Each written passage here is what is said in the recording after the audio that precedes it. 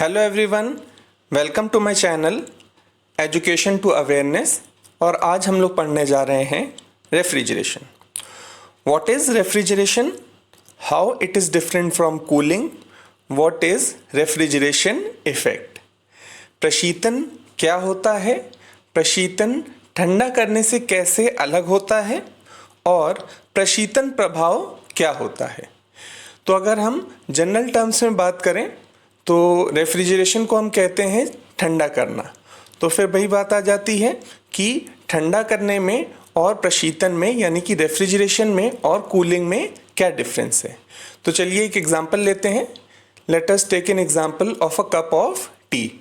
कि अगर हमने सपोज करिए एक कप ऑफ टी बॉईल किया है और उसको फिर हम लोग क्या करें, रूम टेम्परेचर पे रख दें।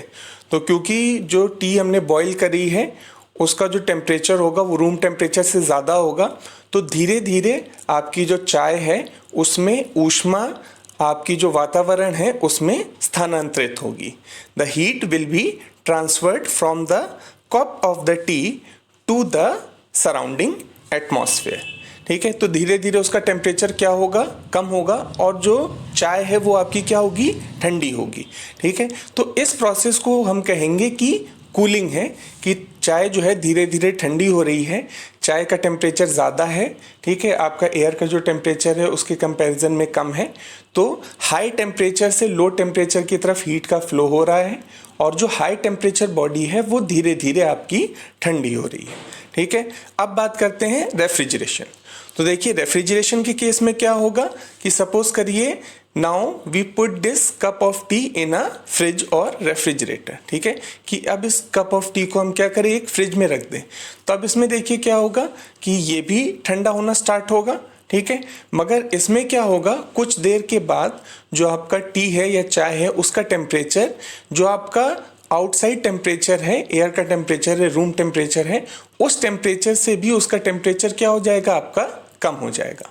तो नॉर्मल कूलिंग प्रोसेस में, ठीक है, जो भी आपका आउटसाइड टेम्परेचर होता है या आपका रूम टेम्परेचर होता है उसी लिमिट तक ही केवल हम उसे क्या कर सकते हैं, ठंडा कर सकते हैं। लेकिन रेफ्रिजरेशन में जब हम ठंडा करेंगे तो उसे उस टेम्परेचर से भी क्या करेंगे, बिलो आपका ठंडा करेंगे।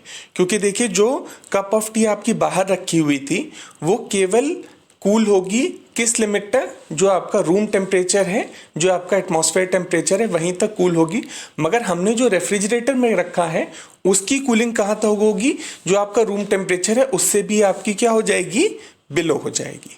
ठीक है, तो ये बेसिक डिफरेंस होता है रेफ्रिजरेशन और कूलिंग में, प्रशीतन और ठंडा करने में। ठीक है, इसके बाद हम लोग बात करते हैं व्हाट इज रेफ्रिजरेशन इफेक्ट। तो रेफ्रिजरेशन इफेक्ट या प्रशीतन प्रभाव आपका होता है कि during the refrigeration process the amount of heat extracted from the body. ठीक है, तो जितनी भी हीट हम क्या कर लें उसमें से एक्सट्रैक्ट कर लें, या जितनी भी ऊष्मा हम उसमें से क्या कर लें, अवशोषित कर लें, तो जितनी हीट एब्जॉर्ब होगी या जितनी ऊष्मा अवशोषित होगी उसको हम कहेंगे रेफ्रिजरेशन इफेक्ट या प्रशीतन प्रभाव। तो अब हम लोग टेक्निकली इसकी डेफिनेशन की बात कर लेते हैं। तो refrigeration is the science of producing and maintaining temperature below that of the surrounding atmosphere. ठीक है, तो देखिए इसमें अब एक इम्पॉर्टेंट फैक्टर और आ जाता है। अभी तक हम लोग ने बात करा था कि प्रोड्यूसिंग है ना, कि हमें एक लो टेम्परेचर जो सराउंडिंग से कम है उसको प्रोड्यूस करना है। अब इसमें देखिए एक और फैक्टर जोड़ गया आपका मेंटेनिंग, कि हमें उस लो टेम्परेचर पे उसको क्या करना है, आपका मेंटेन भी करना है। इट मीन्स कूलिंग और removal of heat from a system to a lower temperature then it surrounding. ठीक है, तो एक लोअर टेम्परेचर बॉडी से हम हीट को क्या करेंगे, आपका एक्सट्रैक्ट करेंगे और उसको क्या करेंगे, फिर उस लो टेम्परेचर पे मेंटेन रखेंगे। ठीक है, तो प्रशीतन किसी सिस्टम को उसके आसपास के परिस्थान के तापमान से नीचे ठंडा करने की विधि है। ठीक है, अथवा प्रशीतन वह विज्ञान है जिसमें किसी भी सिस्टम का तापमान उसके परिस्थान के तापमान से कम किया जाता है तथा इस कम तापमान को लगातार बनाए रखा जाता है। ठीक है, तो सिंपल वे में ध्यान रखेंगे, दो इंपॉर्टेंट पॉइंट है इसमें कि परिस्थान के जो टेम्परेचर होगा यानी तापमान होगा उससे कम किया जाता है और उस टेम्परेचर को लगातार बनाए रखा जाता है। ठीक है, तो in cooling overall effect is heat flows from high temperature to low temperature. ठीक है, कूलिंग में आपका उच्च तापमान से आपका निम्न तापमान की तरफ हीट यानी कि ऊष्मा फ्लो करेगी।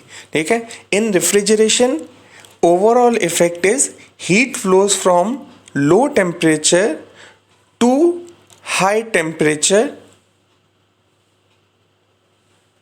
Eight the expense of work done. ठीक है, तो अब देखिए इसमें जो ओवरऑल इफेक्ट क्या मिलता है आपको, ओवरऑल इफेक्ट आपको ये मिलता है कि आपका निम्न तापमान से आपका उच्च तापमान की तरफ हीट ट्रांसफ़र हुआ है। यानी कि जो फ्रिज में सामान रखा होता है वो ऑलरेडी क्या होता है, कम टेम्परेचर पे होता है, ठंडा होता है, उसमें से हीट एब्जॉर्ब होती है और जो आपका बाहर का टेम्परेचर होता है वो आपका क्या होता है, हाई होता है, उच्च होता है। तो उस हाई टेम्परेचर पे आपका जो रेफ्रिज है उसके द्वारा क्या होती है, हीट आपकी रिजेक्ट होती है। ठीक है, eight the expense of work done.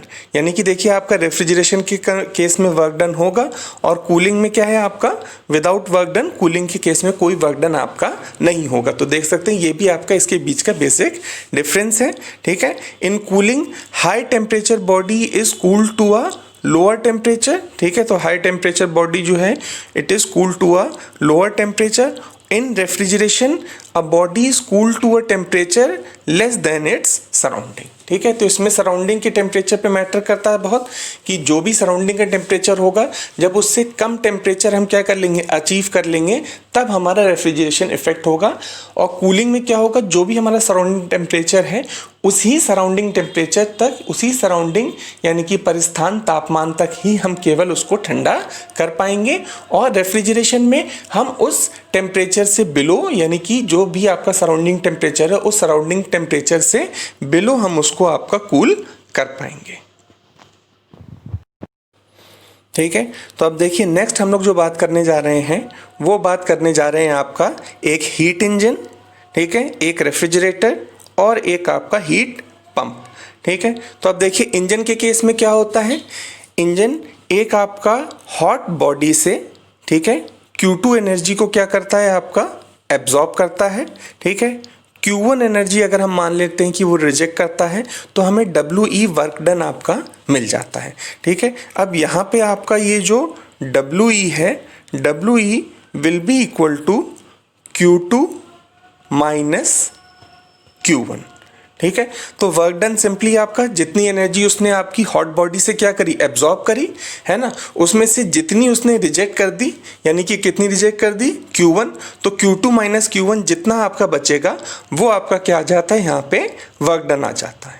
ठीक है, उसके बाद नेक्स्ट अगर हम लोग रेफ्रिजरेटर के लिए बात करें तो अब जैसे हम लोग ने पहले बात कर चुके हैं, आपको क्लियर हो जाना चाहिए, रेफ्रिजरेटर जो हीट एब्जॉर्ब करता है वो कोल्ड बॉडी से करता है। ठीक है, तो ऑलरेडी जो बॉडी पहले से ठंडी है उससे आपका वो क्या करता है, हीट एब्जॉर्ब करता है। तो उसने जो हीट एब्जॉर्ब करी वो Q1। अब क्योंकि ये Q1 एनर्जी इतनी नहीं है कि इसको क्या किया जा सके, हॉट बॉडी पे रिजेक्ट किया जा सके, तो अब ये क्या करता है कि ये WR एनर्जी इसमें ऐड करेगा। ठीक है, तो ये WR एनर्जी इसमें ऐड होगी, तब ये एनर्जी इतनी ज़्यादा हो जाएगी कि हम इसे हमारी हॉट बॉडी में क्या कर पाएँ, आपका रिजेक्ट कर पाएँ। तो इस वजह से जब यहाँ पे हम क्या करेंगे, आपका Q1 प्लस WR, ठीक है, तो इसके केस में हमने क्या किया, Q1 प्लस WR, तो ये बराबर हमें मिल जाएगा Q2। टोटल जितनी हीट आपकी जो हॉट बॉडी है यहाँ के केस में हम कहें हमारे एटमॉस्फेयर में आपकी रिलीज होगी। ठीक है, अब सिमिलरली हम लोग नेक्स्ट आ जाते हैं हमारे वर्किंग किस पे, हीट पंप पे। ठीक है, तो हीट पंप के केस में भी सिमिलर आपका फंक्शन होता है। ठीक है। अगर रेफ्रिजरेटर से देखें तो बहुत डिफरेंट नहीं है। Q1 एनर्जी हम ले रहे हैं, W वर्क डन उसमें ऐड कर रहे हैं, और Q2 एनर्जी उसमें क्या हो रही है, आपकी रिजेक्ट हो रही है। ठीक है, अब दोनों में डिफरेंस क्या हो जाता है, रेफ्रिजरेटर में और हीट पंप में हमारा पर्पस क्या है, डिजायर्ड पर्पस का डिफरेंस आपका हो जाता है। ठीक है, रेफ्रिजरेटर में हमारा डिजायर्ड पर्पस क्या है कि हमें हीट को क्या करना है, आपका एब्जॉर्ब करना है और उसे ठंडा करना है। तो यहाँ पे हमारा डिजायर्ड पर्पस हो जाता है आपका Q1। ठीक है, वांछित हमारा जो उद्देश्य है। ठीक है, उसी तरह से जब हम बात करते हैं हीट पंप के लिए, तो हीट पंप के केस में हमारा जो वांछित उद्देश्य है यानी कि डिजायर्ड पर्पस है, वो हो जाता है हीट हम क्या कर रहे हैं, कितनी रिजेक्ट कर रहे हैं, यानी कि Q2।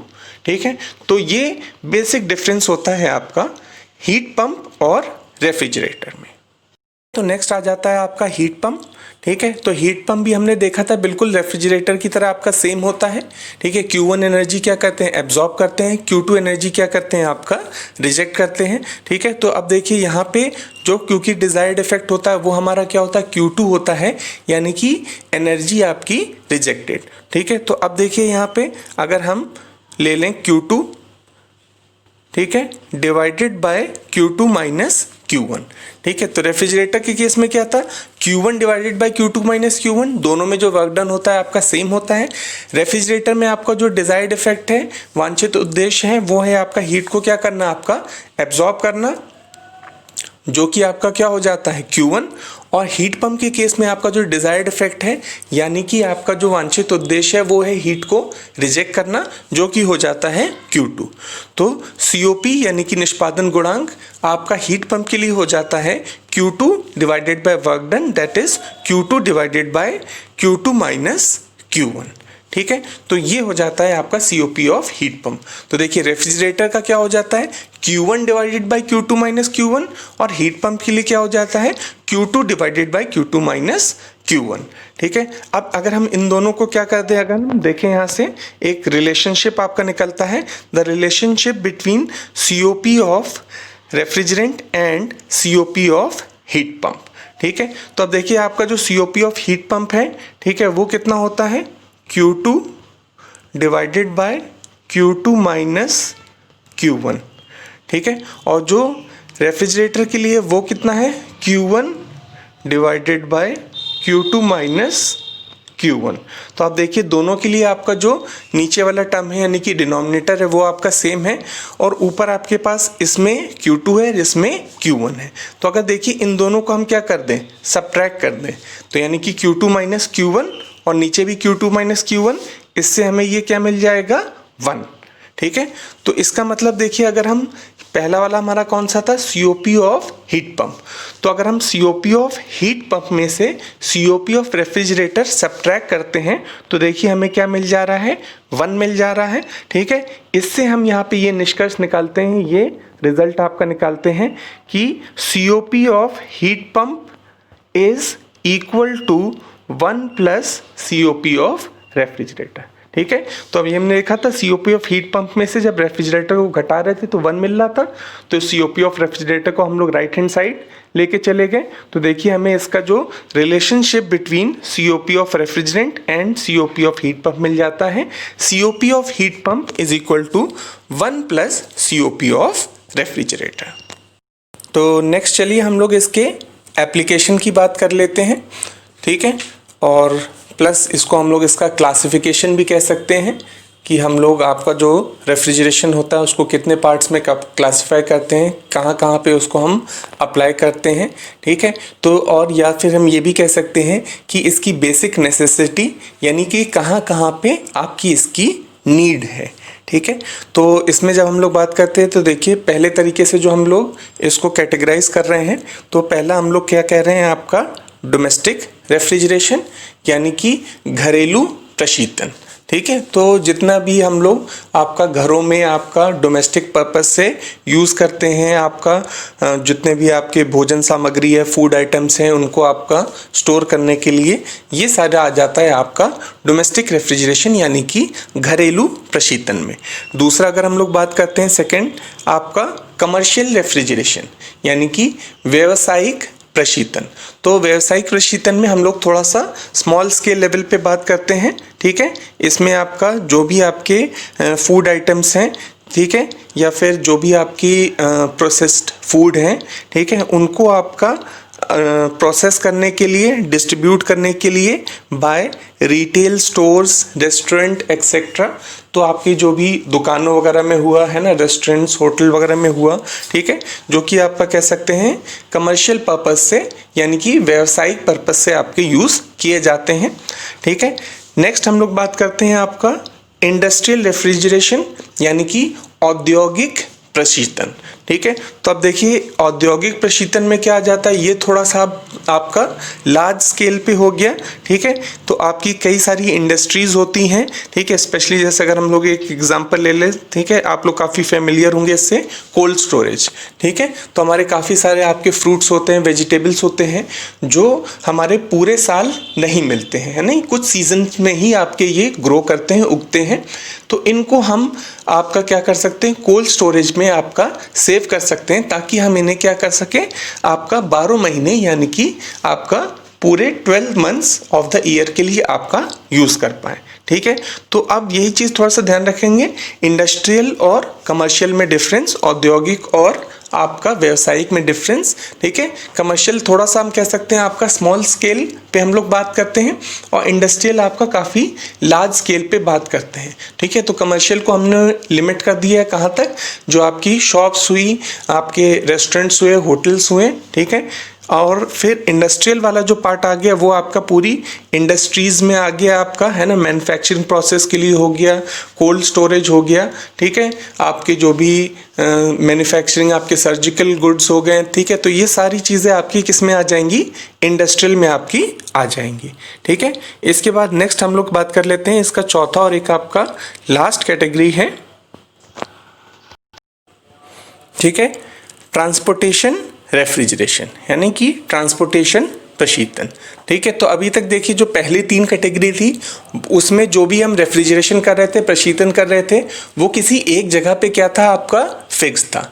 मगर कई बार क्या होता है, जो भी हम फूड आइटम्स हैं, है ना, खाने के सामान हैं, ठीक है, कई सारे आपके मेडिकल आपके इक्विपमेंट्स होते हैं, मेडिसिन्स होती हैं, जिनको हमें क्या करना होता है, जब हम ट्रांसपोर्ट कर रहे हैं तब भी हमें उसे क्या करना पड़ेगा, आपका एक लो टेम्परेचर पे स्टोर करके रखना पड़ेगा। अदरवाइज़ क्या होगा, वो आपके जो फूड आइटम्स हैं या फिर आपके जो भी आपके गुड्स हैं वो आपके ख़राब हो जाएंगे, ठीक है।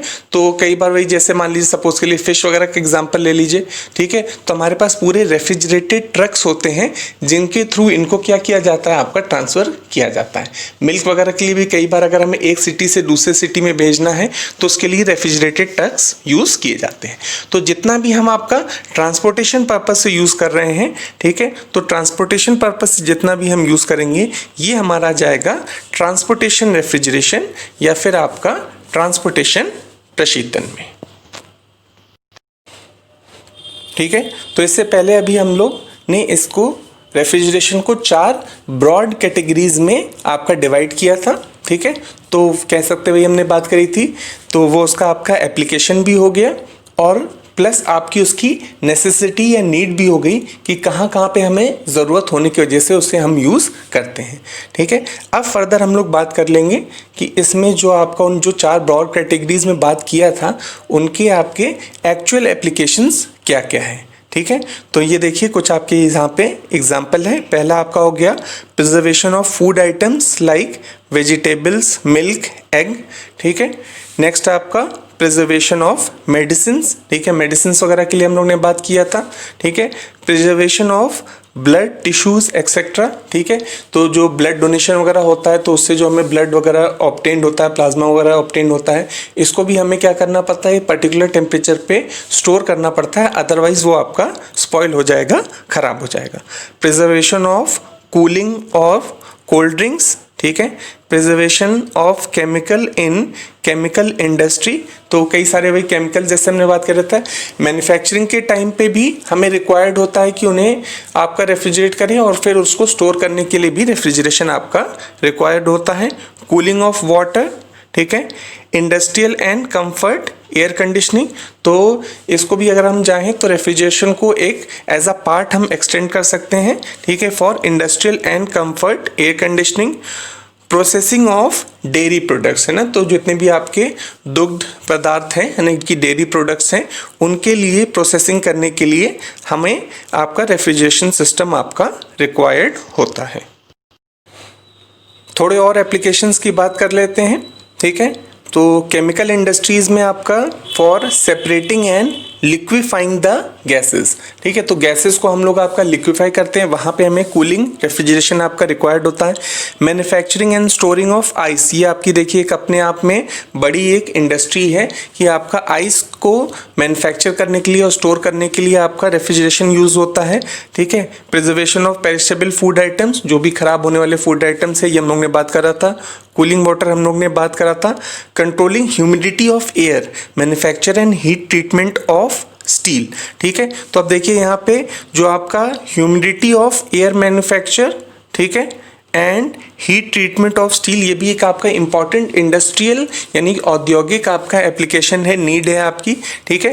कि एक एग्जांपल जैसे हम लोग बात कर सकते हैं कि आपकी जो प्रिंटिंग प्रेस वगैरह होती हैं, ठीक है, तो वहाँ पे जो इंक यूज़ होती है तो उसके लिए एक पर्टिकुलर ह्यूमिडिटी आपकी मेंटेन होनी चाहिए। अगर वो ह्यूमिडिटी आपकी मेंटेन नहीं होगी तो वो जो इंक होगी, अगर क्या करेंगे जो हम प्रिंट करना चाह रहे हैं तो वो इंक वहाँ पर क्या करेगी, आपकी स्पिल कर जाएगी, फैल जाएगी, ठीक है। इसी तरह से हीट ट्रीटमेंट होता है स्टील का कि एक हाई टेम्परेचर पे पहले हमें उसको क्या करना पड़ता है, आपका हीट होता है, वो आपका टेम्परेचर उसका इंक्रीज होता है, फिर उसको हमें सडनली क्या करना होता है, कूल करना होता है।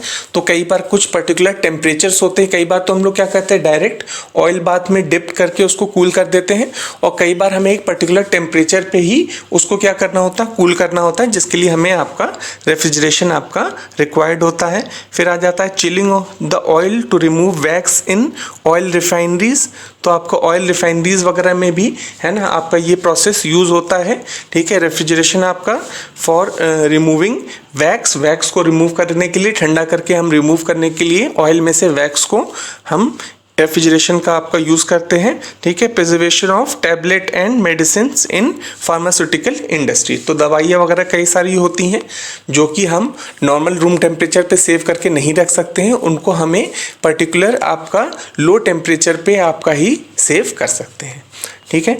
तो ये था आज का वीडियो। अगर आपको ये वीडियो पसंद आया हो, ठीक है, तो चैनल को सब्सक्राइब करना ना भूलें।